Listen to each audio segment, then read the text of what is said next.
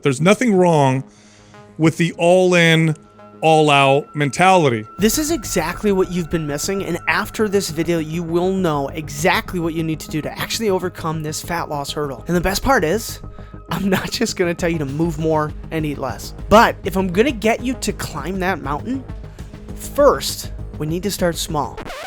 No, I mean like very small. Yeah. That's me. So when I was a kid, I always used to idolize bodybuilders, but a lot of it just stemmed out of my own struggles with being short and small. But honestly, for as much as I wish that I could be as big as some of them, I never actually saw myself as being able to do that, being able to build that muscle, be big. But the question is why? I myself had created my own all-in, all-out mindset. In my mind, the only way to actually get a muscular physique was to be in the gym 6 to 7 days a week for 2 hours every day. Now, it's super easy to see how ridiculous my own mindset was. And of course, you can get amazing results with far less than that. But what you don't realize is that you're actually doing the same thing, but in a much more subtle way.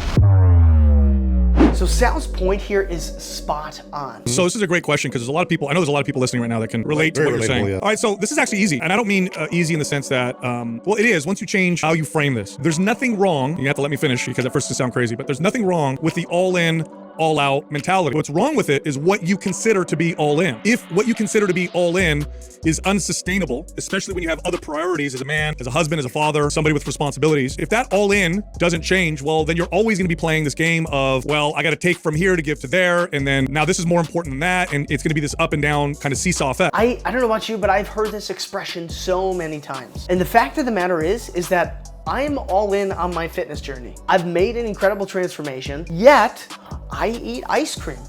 I enjoy a pizza night with my family, my kids. I eat foods that I love. I still eat some processed food, and I don't fall off track when I overeat. It's all a part of the journey. My all-in operates out of knowing that that's all a part of it. Now, what are you aiming for?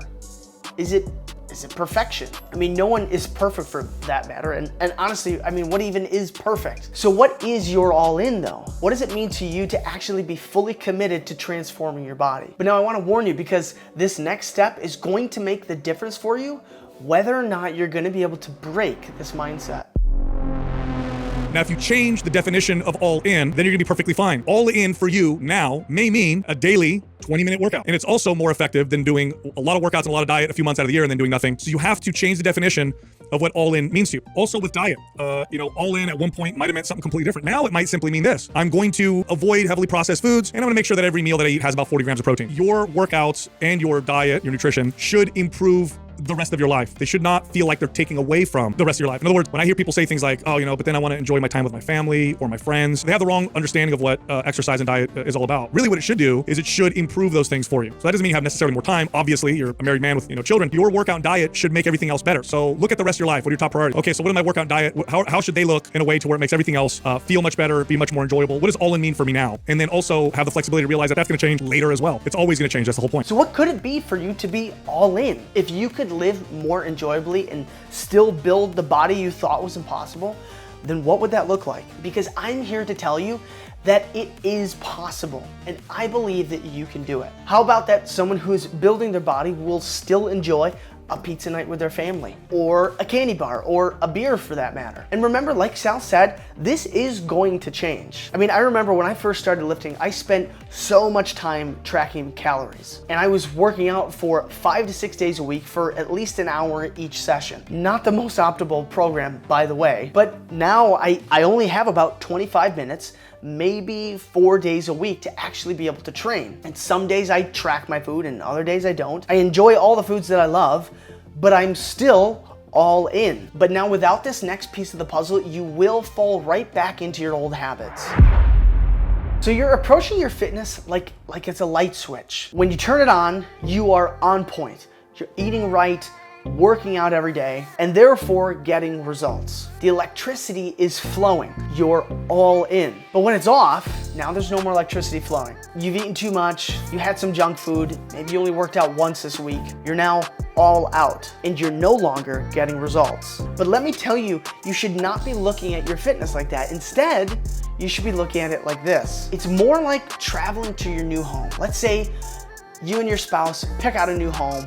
It's a few cities away, get everything packed up, get the kids in the car, punch the new address into your phone, and away you go. You're now following the directions to be able to get there, right? So every move that you make, every time you accelerate, every time you take a turn, even when you hit the brakes, you're moving towards your destination. Do you hear what I'm saying? But on the way, let's say you also want to stop, you want to visit some friends, maybe you want to do a little bit of sightseeing because there's all these cool places to be on the way, but it's not slowing you down. You are still on your journey to your new home. It's just simply a part of the journey. So look at it another way. You would never venture out like this, plug your address, go to your new home, but beforehand you're gonna go visit, I don't know, let's say the Grand Canyon. You visit the Grand Canyon, have an incredible experience, and then you hop back in the car and you're like, ah, crap.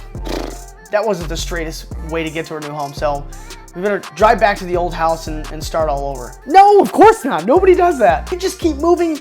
You just keep moving from that point to your new destination, to your new home. You get to determine what experiences you have along the way. And for me, I believe this needs to be time and fun with your family, with your kids, and enjoying fun outings with your family. Help them to actually be able to see what a healthy balance looks like. So what I want you to do is set your sights on what is achievable and not on what you think someone who's successful in transforming their body actually does. Because if you don't, this one thing will actually kill your results. You have an idea of what a bodybuilder looks like, right? Now, especially if you're following people on social media. I mean, even what you think I do is probably not what I actually do, or how I transformed my body. And you can get stuck seeing what other people achieve. And of course, typically this is the people that the algorithm loves, that are the top 1% of all genetics and are probably also taking something, but it's the comparison that's going to destroy your journey. So when you're in this place, I need you to remember the vital piece of research that Jeff Nippard has actually pointed out. The research is incredibly clear